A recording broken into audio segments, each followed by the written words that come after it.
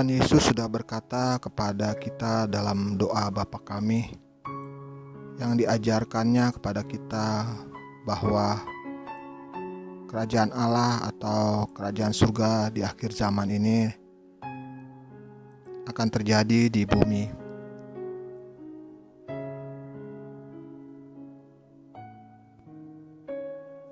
Ini juga berarti bahwa semua yang terjadi di dalam surga akan terjadi persis di bumi.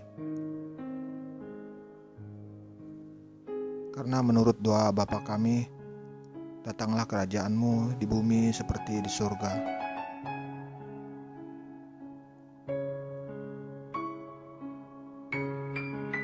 Seperti apa kehidupan di surga, kita sudah membahasnya di video kami yang lain, bahwa kehidupan di surga adalah berupa kehidupan roh. Maka kita dapat berkata pula bahwa kerajaan surga yang terjadi di bumi juga akan berupa kehidupan dalam roh.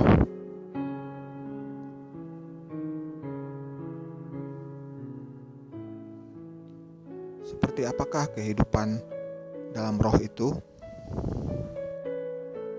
Sebelumnya mari kita bahas mengenai kerajaan surga. Seperti apakah kerajaan surga itu? Dinamakan kerajaan tentu karena adanya raja yang memerintah. Jadi siapa yang memerintah dalam kerajaan surga?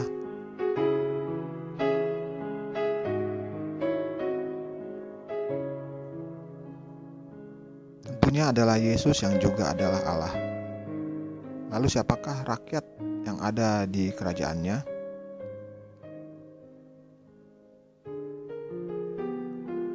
Di surga, rakyat yang ada di dalam kerajaan itu adalah malaikat dan juga orang-orang kudus yang dalam keadaan hidup diangkat masuk ke surga, seperti Elia dan Henokh, dan juga orang-orang pilihan lain yang hanya diketahui oleh Allah. Maka ketika di surga dipimpin oleh Yesus sebagai Raja, maka sebagaimana kata-kata Yesus, datanglah kerajaan-Mu di bumi seperti di surga, maka di bumi kerajaan Allah juga akan dipimpin oleh Yesus. Dan kita manusia yang masih hidup tentunya adalah rakyat dan tunduk kepada perintah Sang Raja, yaitu Yesus.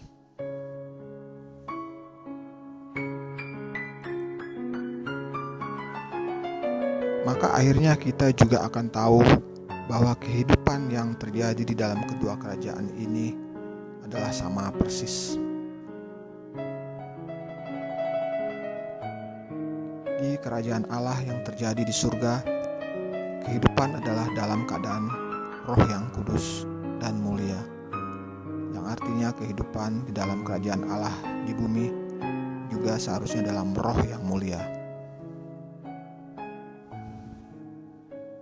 Namun kita tahu di bumi kehidupan masihlah dalam kedagingan, dan dari firman Tuhan kita tahu bahwa darah dan daging tidak mendapat tempat dalam kerajaan Allah.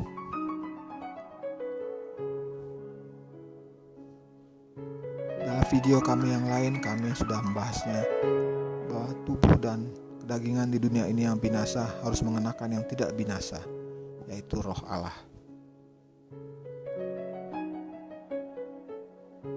Maka manusia yang hidup di dunia, yang hidup di dalam kerajaan Allah akan mengenakan roh, yaitu Roh Kudus Allah yang tidak dapat binasa, sehingga tubuhnya akan diubahkan menjadi tubuh yang tidak bisa binasa.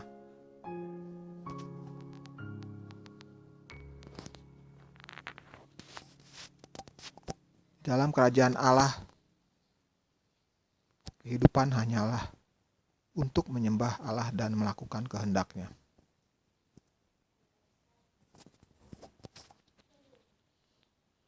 Manusia di bumi yang hidup dalam kerajaan Allah masih akan melakukan aktivitasnya sehari-hari, namun bertujuan hanya untuk menyembah Allah dan melakukan kehendak-Nya saja.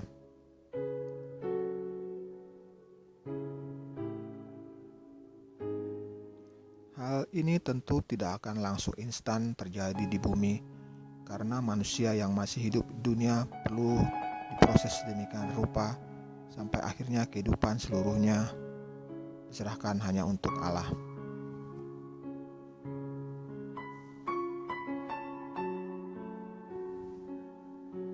Alkitab juga mengatakan bahwa awal dari semuanya adalah bahwa Injil akan diberitakan dahulu ke seluruh muka bumi.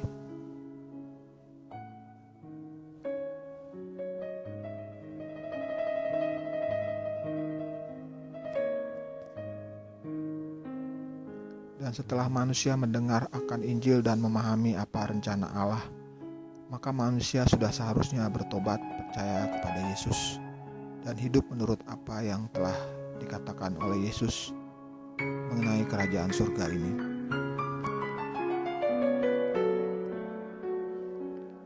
Di lain pihak, Allah juga akan mulai melakukan rencananya terhadap bumi, yaitu dengan mulai melakukan penghancuran di sana-sini.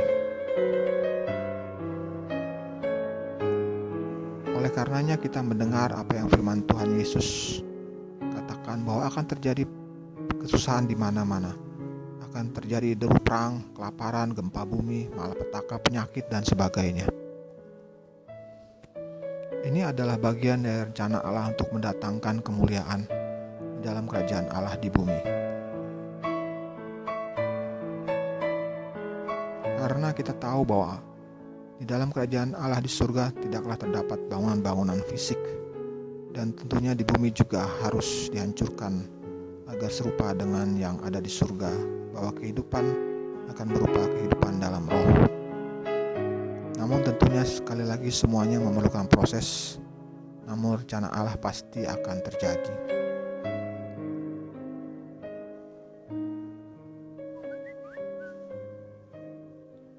Penderitaan yang dialami manusia di akhir zaman terutama mengenai penghancuran dunia beserta unsur-unsurnya, karena dunia ini akan dihancurkan dengan unsur-unsurnya, serta penderitaan manusia yang diakibatkan oleh hal yang lain seperti kelaparan, peperangan, penyakit sebetulnya memang harus terjadi tanpa bisa dielakkan oleh manusia.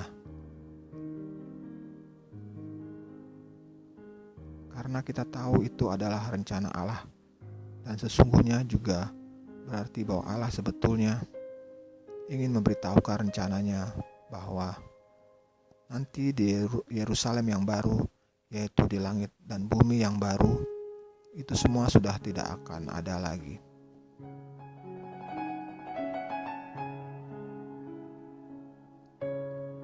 Bumi yang sekarang adalah hal-hal yang berbicara mengenai fisik, kedagingan, juga berbicara mengenai kepuasan diri, kemewahan, kekayaan, dan akhirnya berbicara mengenai keserakahan, ketamakan, dan akhirnya juga mengenai persaingan tak sehat, dan juga pembunuhan sesama manusia,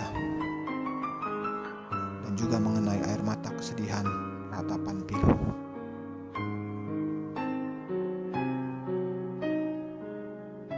Maka itu semua akan tidak ada lagi di bumi yang baru.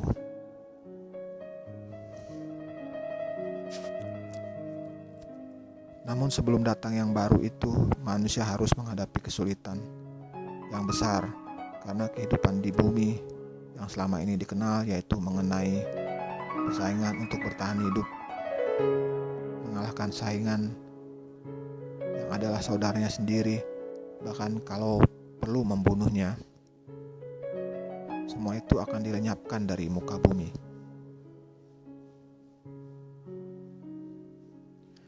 Maka manusia sudah pasti akan menderita karena cara hidup yang selama ini dikenal baik, yang telah diturunkan bergenerasi-generasi, bahkan telah mendarah daging sebagai manusia haruslah dihancurkan.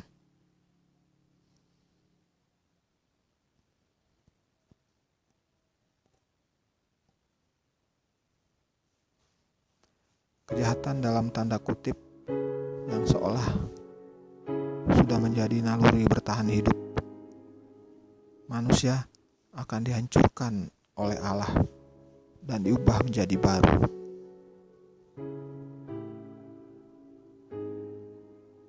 Ini jelas menimbulkan ketakutan dari manusia, dan ini hal yang wajar, karena hal yang diperbuat Allah ini adalah hal yang baru, yang tidak pernah dikenal oleh umat manusia.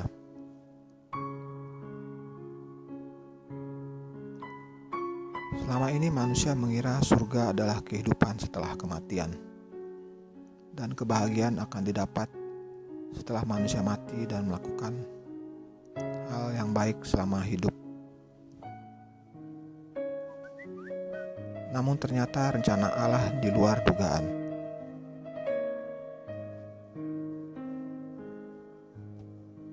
Allah membuat surga harus terjadi di bumi sehingga terjadi sebuah keriuhan dan kegemparan yang luar biasa.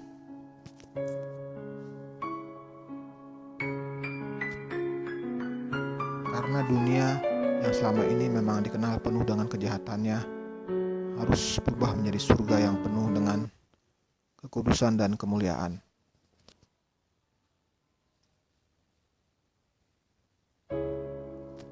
Tentunya manusia akan mengalami hal-hal yang mengejutkan pada kehidupannya, bahkan mungkin mengerikan.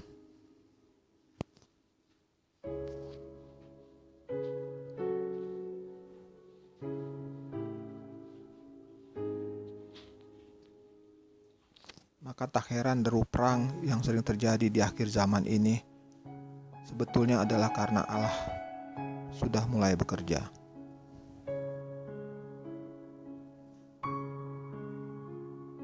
Karena kita tahu menurut Yesus sendiri yang mengatakan bahwa kerajaan surga sendiri sudah dimulai ketika Yesus datang ke dunia 2000 tahun yang lalu.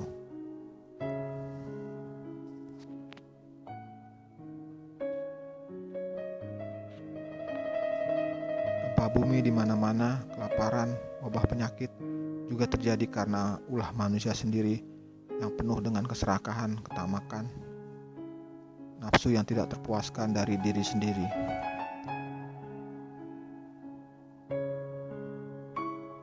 Dan itu juga sudah dinubuatkan oleh Yesus, karena memang seiring dengan bertambahnya manusia di muka bumi, maka bertambah juga kebutuhan, lalu diikuti keinginan dan keserakahan. Akhirnya manusia saling membunuh. Maka tak heran di akhir zaman ini kejahatan manusia sudah sangat banyak dan penuh. Maka tak heran Yesus menubuatkan bahwa akhirnya zaman akan datang ketika kejahatan sudah sangat banyak dan penuh di mana-mana. Pada saat ini sudahlah sangat tepat menggambarkannya.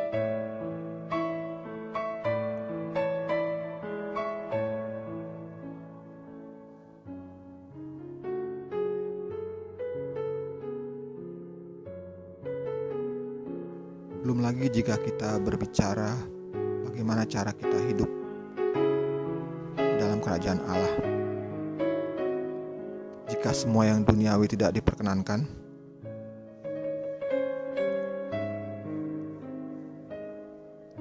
namun tentunya Allah tidaklah merencanakan sesuatu untuk membuat umatnya menderita dan binasa.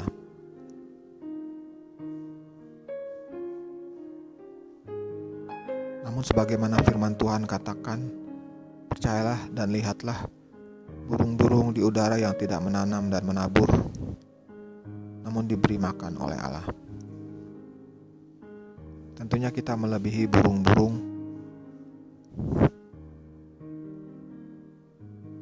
Maka tidak ada jalan lain selain menyerahkan hati dan pikiran kita pada rencana Allah. Selalu bertanya kepadanya bagaimana kita akan melangkah di dalam hidup kita. Dan jauhilah kejahatan.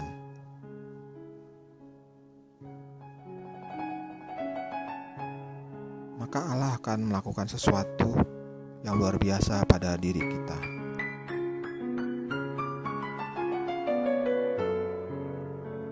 Meskipun kekhawatiran kita sangat besar ketika kita tidak bisa hidup dalam kedagingan, ketika di dalam kerajaan Allah di dunia. Namun percayalah bahwa Allah adalah Allah yang luar biasa, yang akan melakukan hal yang tidak pernah kita pikirkan akan terjadi. Dan kita anggap itu hal yang mustahil.